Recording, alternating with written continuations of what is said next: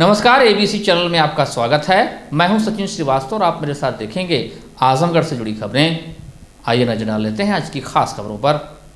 खबर के प्रायोजक हैं Niswa inter college Paharpur Azamgarh. Admission open nursery to class 12। खुशखबरी, विद्यालय को मिली 7 विषयों की मान्यता। Lifestyle furniture, Belnadi Azamgarh. सभी प्रकार के फर्नीचर एवं इलेक्ट्रॉनिक सामानों की भरपूर रेंज उपलब्ध। Paradise international school Hirapatti Azamgarh. Admission open play group to class 10 CBSE pattern.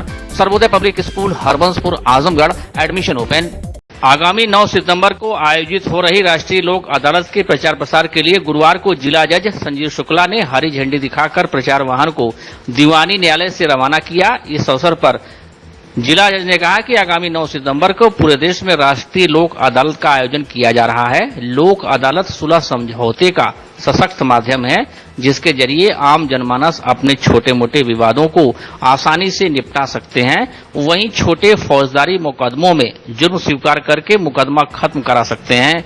इन्हीं सब बातों के व्यापक प्रचार प्रसार कर लोगों को जागरूक करने के लिए गुरुवार को प्रचार वाहन को रवाना किया गया है।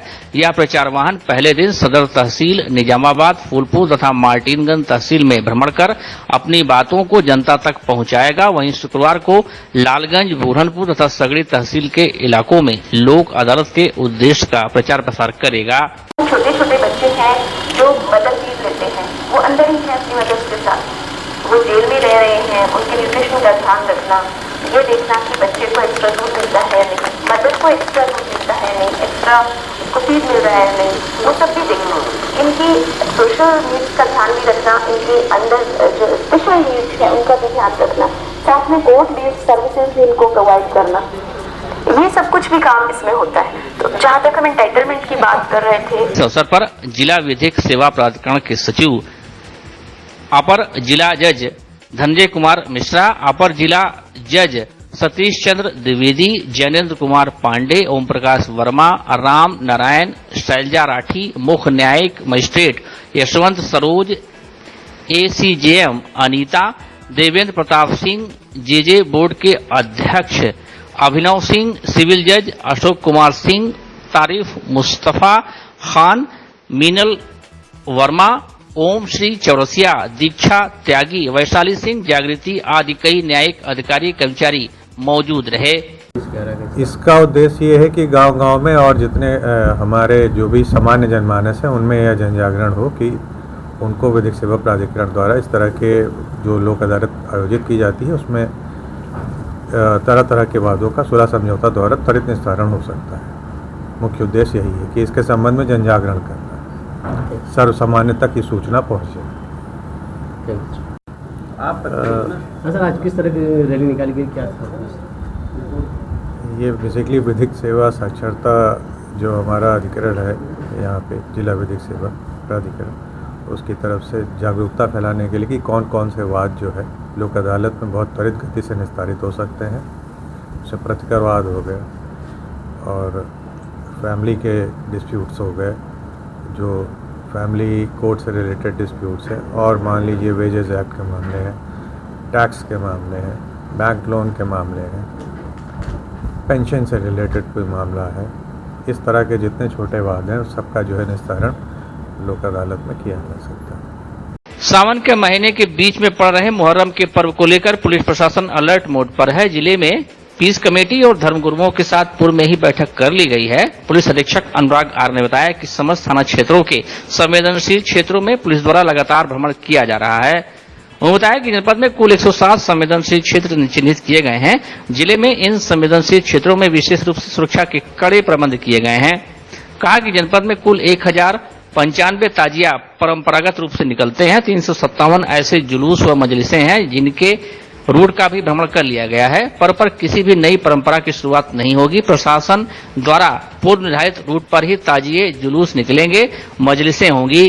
पुलिस अधीक्षक अनुराग आर ने बताया कि जिले में पर्व को शांतिपूर्वक संपन्न कराने के लिए 15 क्यूआरटी टीम, 2 कंपनी पीएसी और 3500 से अधिक जवानों को जिम्मेदारी सौंपी गई है। मुहर्रम के आयोजन जो शुरू हुए हैं उसके लिए सभी थाना क्षेत्रों में जितने संवेदनशील क्षेत्र हैं वहां पे पुलिस के द्वारा लगातार भ्रमण किया जा रहा है। जनपद में कुल 107 अश्रेणी के संवेदनशील क्षेत्र हैं जहां पे मिश्रित आबादी है या जहां पे पुलिस को लगता है कि पुलिस की प्रेजेंस बहुत जरूरी है, उन सभी पे पिकेटिंग व्यवस्था की गई है। कुल 1095 ताजिया अब तक जो परंपरागत ताजिया निकलते रहे वो 1095 की संख्या है। इन सभी ताजियादारों का सत्यापन, इनसे वार्तालाप और इनको ये बताना कि जो परंपरागत रूट है और परंपरागत आयोजन है उसी के अनुसार आयोजन किए जाएंगे। गैर परंपरा से रिलेटेड कोई भी आयोजन किसी भी प्रकार से अलाउ नहीं किया जाएगा। इसके साथ साथ 357 कुल ऐसे जुलूस हैं और मजलिस हैं जो इस दौरान जिनका आयोजन होता है उनके रूट का भ्रमण कर लिया गया है। अन्य विभागों के साथ भी जो कोऑर्डिनेशन की आवश्यकता है वो कर लिया गया है। टोटल 15 QRT जनपद में गठित की गई है किसी भी लॉ एंड ऑर्डर की स्थिति से निपटने के लिए, और उसके साथ साथ एक कंपनी PSC जनपद को बाहर से प्राप्त हुई है और एक कंपनी PSC ऑलरेडी जनपद में मौजूद है। तो इस प्रकार से हमारे पास 2 कंपनी PSC है, 15 QRT है और टोटल जनपद में लगभग 3500 की नफरी है पुलिस फोर्स की जो जनपद में मौजूद है। और हम अलग अलग टाइम पे अलग अलग क्षेत्रों में पेट्रोलिंग, पैदल गश्त, वाहनों की पेट्रोलिंग और फ्लैग मार्च निकाले जा रहे हैं। हम लोग अच्छे तरीके से, बहुत सकुशल तरीके से इन सभी आयोजनों को पूर्ण कराएंगे। यूपी की चर्चित एसडीएम ज्योति मौर्य से जुड़ी एक नई कहानी सामने आई है। ज्योति मौर्य की तरह उनकी जेठानी शुभ्रा मौर्य ने भी अपने ससुराल वालों पर दहेज मांगने और मांग न पूरी होने पर मारपीट और प्रताड़ित किए जाने का गंभीर आरोप लगाया है। ज्योति मौर्य की जेठानी ने अपने पति के खिलाफ प्रयागराज पुलिस में शिकायत भी की है। जेठानी शुभ्रा मौर्य का आरोप है कि आलोक की तरह उनके पति और ससुराल के लोगों ने शादी के वक्त झूठ बोला और धोखे में रखकर शादी की थी। शुभ्रा मौर्य प्राथमिक स्कूल में सहायक अध्यापिका हैं। देवरानी ज्योति मौर्य की तरह शुभ्रा को भी शादी के 6 साल बाद सरकारी नौकरी मिली। हालांकि इस बारे में जेठानी शुभ्रा का कहना है कि इस सरकारी नौकरी में उनके पति या ससुराल वालों का कोई योगदान नहीं है। एसडीएम ज्योति मौर्य की जेठानी शुभ्रा मौर्य ने पति विनोद मौर्य और ससुराल वालों पर बेहद गंभीर और सनसनीखेज आरोप लगाए हैं। उन्होंने ससुराल वालों पर आरोप लगाते हुए कहा कि वह लोग दहेज के लालची हैं। ससुराल वालों ने शादी के वक्त पति विनोद मौर्य को सरकारी विभाग में ऑफिसर बताकर रिश्ता तय किया था। हालांकि वह CGST विभाग में आज भी स्टेनोग्राफर ही हैं। ससुराल वालों ने उनसे दहेज में 5 लाख रुपए की कार, 5 लाख रुपए ज्वेलरी, 5 लाख रुपए नगद और करीब इतनी ही कीमत के गृहस्थी के सामान लिए थे। ज्योति मौर्य की जेठानी शुभ्रा मौर्य के अपने पति और ससुराल वालों पर लगाए गए आरोपों को उनकी ससुराल आजमगढ़ जिले के मेहनगर तहसील अंतर्गत ग्राम बछवल के निवासी खारिज कर रहे हैं। गांव लोगों का कहना है कि आलोक मौर्य का परिवार अच्छे लोग हैं, वह ऐसा कर ही नहीं सकते। ज्योति और उनकी जेठानी शुभ्रा बेबुनियाद आरोप लगा रहे हैं। वहीं आजमगढ़ शहर की महिलाओं की इस मुद्दे पर मिलीजुली प्रतिक्रिया देखने को मिली। कुछ महिलाओं का मानना है कि ज्योति मौर्य के बाद अब उनकी जेठानी ने जो आरोप लगाए हैं वह सही है, जबकि कुछ महिलाओं का कहना है कि अगर इसमें सच्चाई थी तो अभी तक शुभ्रा मौर्य चुप क्यों थी। शहर के मातवरगंज निवासी सोनल श्रीवास्तव का कहना है कि मामला बहुत पेचीदा होता जा रहा है, ऐसे में कुछ भी कहना उचित नहीं है। हाँ, यह बात सत्य है कि आज भी महिलाओं के साथ ज्यादती होती है, इसलिए कहा जा सकता है कि शुभ्रा मौर्य ने जो आरोप लगाए हैं वह कुछ हद तक सही हो सकते हैं। रश्मि प्रजापति ने भी शुभ्रा मौर्य का समर्थन किया, कहा कि पहले गांव की बहू ज्योति मौर्य अब उनकी जेठानी शुभ्रा मौर्य ने जो भी आरोप लगाए हैं उसमें सच्चाई हो सकती है, क्योंकि दोनों के आरोप एक समान हैं। वहीं कुर्मी टोला निवासी अनीता सिंह शुभ्रा मौर्य के लगाए गए आरोपों को खारिज करती हैं। उनका कहना है कि जो आरोप अभी लगाए गए हैं उसमें सच्चाई है तो शादी के इतने दिन बाद क्यों उठाया गया, इसमें कोई साजिश हो सकती है। वो होता नहीं है, जो होता है वो दिखता नहीं है। हम लोग उन लोगों की शादी, उनकी शादी 2010 में हुई, उनकी शादी उससे पहले हुई। अब उनके जीवन में वो 10-12 सालों में उन्होंने क्या झेला, उन्होंने क्या किया, उन्होंने कितना पढ़ाया, उन्होंने कितना कष्ट झेला, ये तो उन लोगों का अपना मैटर है। मैं तो बस वही देख रही हूँ जो मुझे दिखाया जा रहा है। मैं अंदरूनी जीवन के बारे में कुछ नहीं जानती और मैं तो ये भी कह सकती हूँ कि हाँ, हो सकता है उसके साथ भी कुछ गलत हुआ हो, हम लोग नहीं जानते हैं। हम ये भी कह सकते हैं कि हो सकता है कुछ ना हुआ हो, वो किसी के बहकावे में भी आ सकती हैं। तमाम तरह की बातें हैं। मेरा इस पे कोई कमेंट्स नहीं है कि वो सही है या गलत है। और औरतों के साथ हमेशा घर के अंदर गलत होता है। लोगों के 2 चेहरे होते हैं, जेंट्स के 2 चेहरे होते हैं, महिलाओं के भी 2 चेहरे होते हैं। घर के अंदर कुछ और होता है, घर के बाहर कुछ और होता है। और जो झेलता है उसी को वो पता होता है कि वो बाहर कैसा है और घर के अंदर कैसा है। तो और हर औरतें बड़ी तकलीफ काटती हैं, तब जाके वो कहीं पद और पोजीशन पे आती हैं। आज ज्योति मौर्य जिस तरह से उछाली गई हैं, ऐसा नहीं होना चाहिए था। अगर उनके पति को इतना कष्ट था तो अपने परिवार को समेट के किसी तरह से प्यार से समझाते, रो के समझाते। इस तरह से इतना बाजार में एक छीछा लेदर नहीं करना चाहिए। क्या आज छीछा लेदर करने के बाद आप रिश्ते को बचाने की कोशिश कर रहे हैं कि रिश्ते को मारने की कोशिश कर रहे हैं?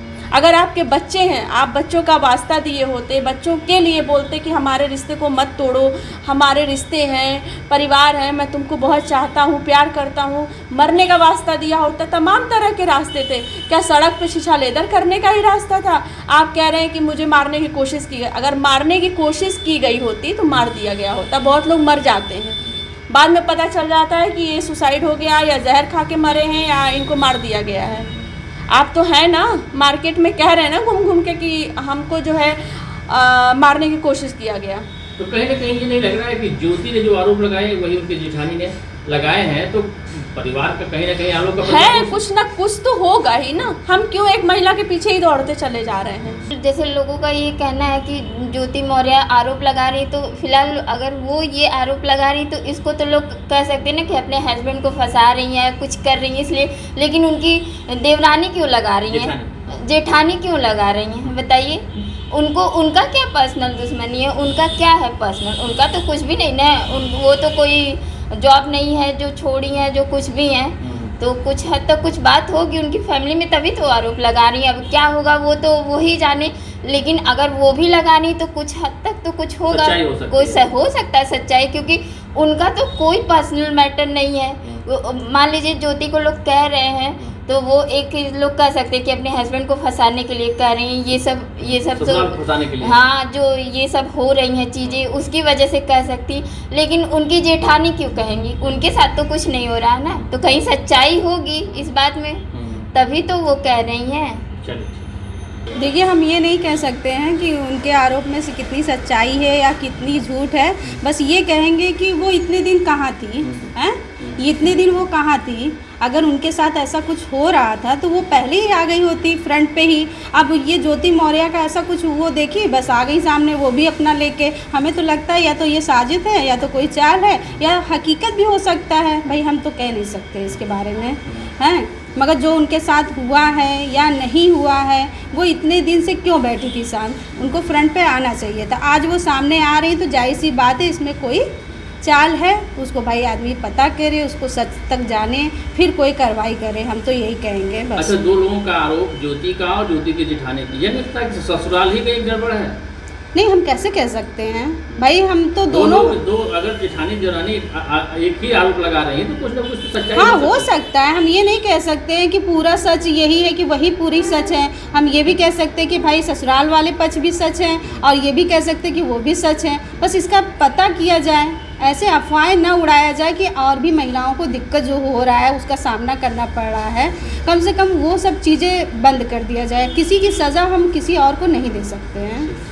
गुरुवार को जिलाधिकारी के मार्ग निर्देशन पर संभावित बाढ़ प्रभावित तहसील सगड़ी के गांगेपुर सुल्तानपुर महुला में डिप्टी इंसिडेंट कमांडर अपर जिलाधिकारी वित्त एवं राजस्व आजाद भगत सिंह के नेतृत्व में जिला आपदा प्रबंधन प्राधिकरण आजमगढ़ द्वारा मॉक ड्रिल किया गया। इस अवसर पर staging area Pandit Nagina college of pharmacy Jokahara Sagdi में सभी संबंधित विभाग, पीडब्ल्यूडी, पुलिस, पीएससी, अग्निशमन, स्वास्थ्य, राजस्व, विद्युत, शिक्षा, पशु चिकित्सा, विकास विभाग, पंचायती राज विभाग आदि के प्रभारी अधिकारी अपने अपने सहयोगी कर्मचारियों के साथ संसाधनों सहित उपस्थित रहे, जिसमें इंसिडेंट कमांडर द्वारा उपस्थित सभी अधिकारियों को विभिन्न इंसिडेंट लोकेशनों पर मॉक ड्रिल के अंतर्गत आवश्यक दिशा निर्देश देते हुए इंसिडेंट लोकेशन पर तत्काल पहुंचने के लिए कहा गया। अपर जिलाधिकारी वित्त एवं राजस्व ने इंसिडेंट लोकेशन गांगेपुर में मॉक ड्रिल के अंतर्गत ग्रामीणों को बाढ़ के पानी से बढ़ने की सूचना प्रदान करते हुए उन्हें सुरक्षित स्थानों पर विस्थापित कराए जाने के लिए विभिन्न विभागों के रिस्पांसिबल ऑफिसर को निर्देश दिए। उन्होंने संबंधित लेखपाल को निर्देश दिए कि जिन ग्रामों में बाढ़ का पानी बढ़ने की संभावना है उन गांवों में क्या क्या रिसोर्स उपलब्ध हैं उसकी पहले से ही सूची बना लें और बाढ़ के दौरान राहत कार्यों में सहयोग प्रदान करने के लिए वॉलंटियरों की टीम बना ली जाए। इसी के साथ ही इंसिडेंट लोकेशन सहबदिया सुल्तानपुर में मॉक ड्रिल के अंतर्गत बाढ़ से घिरे 2 मकानों में भवन में फंसे व्यक्तियों को घरों से निकालकर बचाव दल द्वारा सुरक्षित स्थान पर पहुंचाया गया।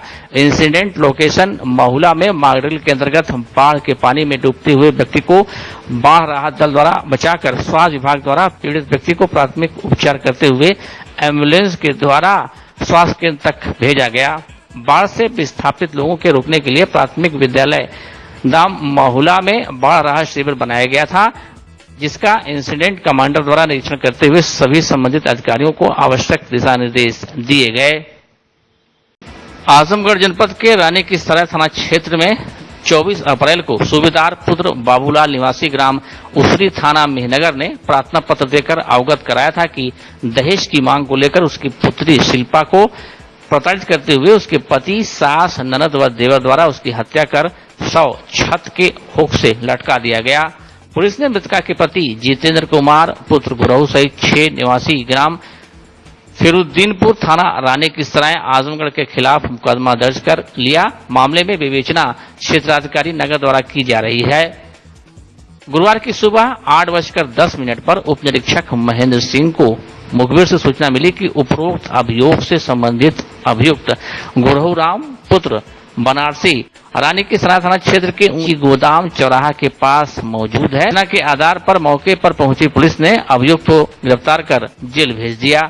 जिलाधिकारी विशाल भारद्वाज ने गुरुवार को चीनी मिल सठियाओं का औचक निरीक्षण किया। निरीक्षण के दौरान चीनी मिल की सहयोगी इकाई डिस्टिलरी जहां एथेनॉल बनता है वहां पर डिस्टिलरी इकाई से निकला हुआ गंदे पानी और का जमाव और कचरा देखकर जिलाधिकारी ने संचालन करने वाली सुसोदिया कंपनी के जीएम अजीत कुमार राय को कड़ा निर्देश देते हुए तत्काल साफ करने का निर्देश दिया। इसी के साथ ही जिलाधिकारी ने डिस्टिलरी की क्षमता के बारे में जानकारी प्राप्त की। टैंकर लगाकर एथेनॉल लोड करते समय उपायुक्त आबकारी स्वारथ चौधरी अनुपस्थित मिले, जिस पर जिलाधिकारी ने कड़ी नाराजगी व्यक्त करते हुए नोटिस जारी करने के निर्देश दिए। जिलाधिकारी ने इसके बाद फायर संबंधी जानकारी ली, जिस पर जीएम अनिल चतुर्वेदी ने बताया कि विगत वर्ष जुलाई में साफ सफाई कराया गया था। डिस्टिलरी की क्षमता के बारे में जानकारी देते हुए अजीत कुमार राय ने बताया कि प्रतिदिन 30,000 लीटर एथेनॉल तैयार होता है। गन्ना आपूर्ति के बारे में पूछने पर जीएम ने बताया कि जनपद सहित गैर जनपद मऊ, गाजीपुर, जौनपुर व चंदौली से गन्ना आपूर्ति होती है। गन्ना किसानों का भुगतान 100% किया जा चुका है। जिलाधिकारी ने चीनी उत्पादन के बारे में जानकारी ली तो उन्होंने बताया कि चीनी का उत्पादन 2,10,932 कुंटल हुआ था, जिसमें अवशेष स्टॉक में 1,18,000 कुंटल है। बिजली के उत्पादन से कुल 6 करोड़ रुपए की आय हुई। चीनी मिल हाउस के मरम्मत के बारे में जानकारी देते हुए जीएम ने बताया कि 20% काम हुआ है, शेष काम हो रहा है। पिछले वर्ष इस जैक कंपनी 1,96,00,000 का पैकेज था, वह बढ़कर 2,16,00,000 का हो गया है। इसके बाद चीनी मिल से निकलने वाले स्टीरा और खोइया के बारे में भी डीएम ने जानकारी ली। इस अवसर पर जीएम अनिल कुमार चतुर्वेदी, जिला गन्ना अधिकारी अशरफी लाल, मुख्य गन्ना अधिकारी Triloki Singh, chief chemist VK Yadav, Ashwini प्रभारी राम यशजन राम, मुख्य लेखाकार सुरेंद्र यादव, उप प्रबंधक राहुल यादव, वीके मिश्रा, बालकिशन, बिंदु पटेल, राम अवध आदि लोग उपस्थित रहे। इसके बाद जिलाधिकारी ने वेटनरी क्लिनिक चिल्लारी का निरीक्षण किया। निरीक्षण के दौरान उन्होंने उपस्थित पंजिका का अवलोकन किया। इसी के साथ ही उन्होंने परिसर के अंदर आने वाले पशुओं का कहां पर किस प्रकार से इलाज किया जाता है उसका भी निरीक्षण किया। डीएम ने पशुओं के उपचार से संबंधित रजिस्टर का अवलोकन किया। उन्होंने ओपीडी वार्ड का भी निरीक्षण किया। निरीक्षण के दौरान हाथ धुलने हेतु बेसिन सही जगह नहीं पाई गई, जिस पर डीएम ने पशुओं के उपचार के लिए हाथ धुलने हेतु पानी की व्यवस्था सही जगह पर करने के निर्देश दिए। Paradise International School, Hirapatti, Azamgarh. Admission open. Play group to class 10. CBSE pattern English medium school. In-house developed digital learning platform. True digital smart school. Well qualified teaching staff. Well designed composite science lab. Fully equipped computer lab. Fully furnished library. Edge per CBSE standards. Outdoor and indoor play facility for overall development. Our branch Kids Paradise Fun of Learning Playgroup section of Paradise International School to 100 plus design activity kits and play zone for Kids Paradise Playgroup section. Niswa Inter College Paharpur Azamgarh admission open class nursery to 12 Hindi and English medium. Affiliated to UP board. Excellent teaching method. Conducting various competitions, co-curricular activities ensure overall growth of your child. Complete education with confidence. Well-maintained computer lab, science lab, CCTV surveillance, ventilated classroom and safe compound. Transport facility available. खुशखबरी विद्यालय को विज्ञान, commerce, गृह विज्ञान, शिक्षा शास्त्र, नागरिक शास्त्र, भूगोल तथा समाज शास्त्र विषयों की मिली मान्यता. Limited seats. एडमिशन के लिए जल्दी करें. Life style furniture, Belnadi, Azamgarh. सभी प्रकार के फर्नीचर एवं इलेक्ट्रॉनिक सामानों की भरपूर रेंज उपलब्ध. हमारे यहाँ EMI की सुविधा 0% ब्याज पर उपलब्ध. इलेक्ट्रॉनिक सामानों में LED TV, refrigerator, washing machine, air conditioner, air cooler, deep freezer, water cooler, mixer, juicer, iron, fan और इंडक्शन. फर्नीचर के सामानों में बेड, सिंगारदान, अलमारी, सोफा, मेज, कुर्सी, रिवॉल्विंग चेयर, रैक, स्टूल, संडली, सीढ़ी, गद्दा इत्यादि. शादी विवाह की हो तैयारियां, ऑफिस और घर के लिए सामानों की करनी हो खरीदारी, पहुंचिए lifestyle furniture, Belnadi, Azamgarh. Sarvodaya Public School near RTO office, Harbunshpur, Azamgarh. Affiliated to CBSE. Admission open for classes nursery to 9th and 11th. Dedicated, experienced and well qualified staff. Computer science from class 1st onwards. Playground with lush green campus. Yoga, art and craft, drawing, music, dance classes. Separate composite laboratories. Separate classes for girls. Well-stocked library, hostel facility available, free health checkup in Sarvodaya Hospital.